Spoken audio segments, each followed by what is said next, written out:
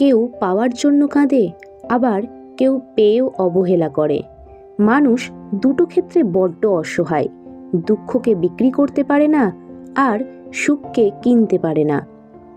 নিজের কষ্টের কথা কাউকে ভুলেও বলতে যাবেন না। মনে রাখবেন, মলম সবার ঘরে থাকে না, কিন্তু লবণ সবার ঘরেই থাকে।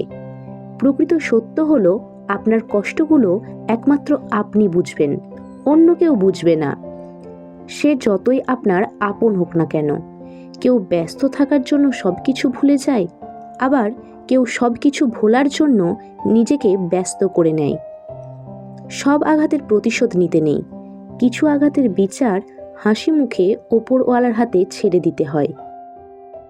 রাগের মাথায় কাউকে অনেক আঘাত করে কথা বলার পরেও যদি সে চুপ থাকে, তাহলে এটা বুঝে নিও না যে সে কষ্ট পায়নি, অথবা তার কাছে কোনো উত্তর নেই, বরং সম্পর্কটা সে বাঁচিয়ে রাখতে চায়।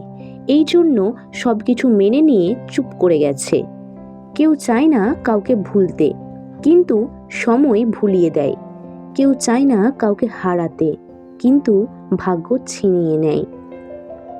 আপনার জন্য যেটা বরাদ্দ আছে, একটু দেরি হলেও সেটা আপনি অবশ্যই পাবেন। শুধু একটু ধৈর্য ধরুন। অত্যাচারী মানুষ চিরকাল বেঁচে থাকে না, কিন্তু তার উপরে মানুষের অভিশাপগুলো চিরকাল বেঁচে থাকে। জীবনের 5টি সত্য: মায়ের চেয়ে বেশি কেউ ভালোবাসে না। গরিবের কোনো বন্ধু হয় না। সম্মান তারাই পায় যাদের টাকা আছে। এখন মানুষ মন দেখে নয়, রূপ দেখে ভালোবাসে। যেই মানুষটিকে নিজের ভাবা হয়, সেই মানুষটি সবচেয়ে বেশি কষ্ট দেয়।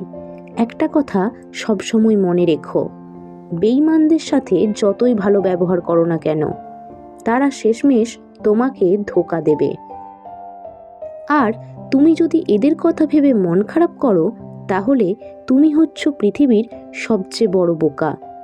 যে মানুষটা টাকাকে নিজের জীবনের সব কিছু ভাবে এবং টাকার জন্য যে কোনো কাজ করতে পারে, এমন মানুষের থেকে নিজেকে দূরে রাখার চেষ্টা করুন, না হলে আপনি বিপদে পড়তে পারেন। সারা জীবন টাকা টাকা করে কাটিয়ে দেবেন না। একদিন দেখবেন আপনার অনেক টাকা আছে, কিন্তু সেই টাকাকে উপভোগ করার মতো পর্যাপ্ত জীবন আপনার কাছে নেই।